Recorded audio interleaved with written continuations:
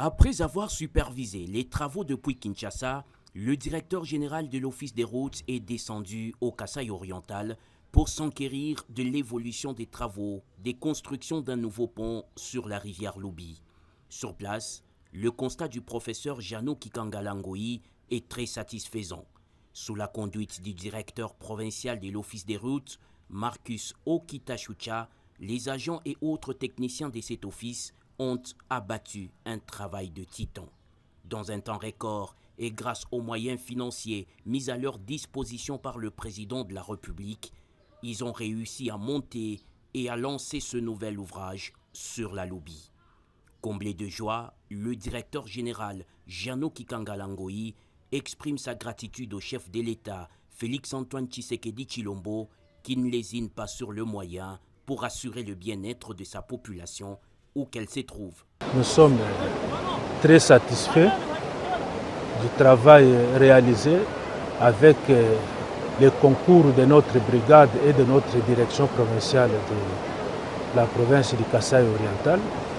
Comme vous l'avez dit, le pont s'est effondré, c'était vers la fin du mois de mai, c'était un dimanche. C'est la nouvelle qui avait réveillé tout le monde, ici en province, tout comme à Kinshasa. Et même la population ici s'est réveillée ce jour-là dans une situation de désarroi, pensant que c'était la fin du monde. Heureusement, avec la volonté de son Excellence M. Félix-Antoine Tshisekedi Tshilombo, président de la République et chef de l'État, les moyens nous avaient été donnés rapidement. Nous avons mobilisé nos équipes à travers la direction provinciale et aujourd'hui, en peu de temps, la situation est rétablie. Le pont est déjà installé. Donc là, nous sommes en train d'observer les délais de consolidation. Selon les rapports que je viens d'avoir auprès du directeur provincial, il faut compter jusqu'au 10 août pour que le trafic reprenne normalement sur ce pont. Dans quelques jours, le trafic devra reprendre sur ce tronçon de la RN1 Mbujimai-Kananga sans passer par la route de contournement. Le patron de l'office de route en RDC a saisi l'occasion pour appeler les usagers au respect des tonnages, soit 45 tonnes maximum.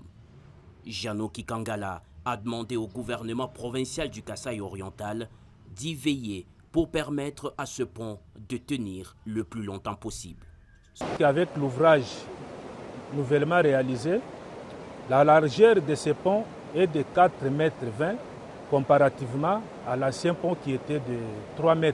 Donc on a ajouté 1 mètre pour élargir et élever les conditions de circulation. Aussi par rapport au tonnage, l'ancien pont qui s'était écroulé arrivait à supporter jusqu'à 32 tonnes. Aujourd'hui, nous avons réalisé un pont qui va supporter jusqu'à 45 tonnes. Et c'est ici où nous demandons à l'autorité provinciale de veiller parce que la sécurité des biens et des personnes relève des compétences de l'autorité provinciale et de ceux qui lui sont subordonnés. De veiller à ce que ces tonnages soient respectés par les usagers de ces ponts.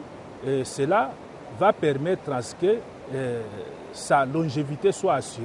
À la population de ces coins de la République, on leur dit de soutenir toujours les actions de son Excellence M. Félix-Antoine Tshisekedi Tshilombo, président de la République et chef de l'État, parce que comme il est soucieux des conditions de vie de toute la population congolaise, de manière particulière, il se soucie aussi des conditions de mobilité de la population qui vit dans ces coins de la République.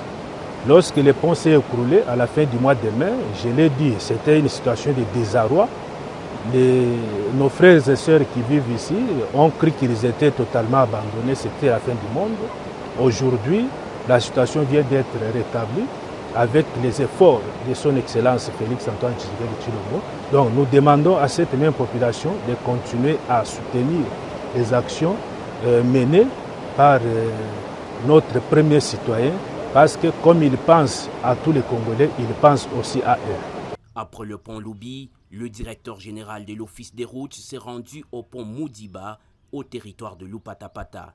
Ici, les ouvriers sont à pied d'œuvre pour monter un nouveau pont en remplacement de l'ancien, devenu vétuste et même dangereux.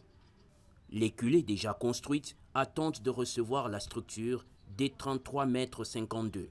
Ce pont, une fois opérationnel, devra relier les villages de Bakwachilanda et celui de Benachaba, toujours au territoire de Lupatapata.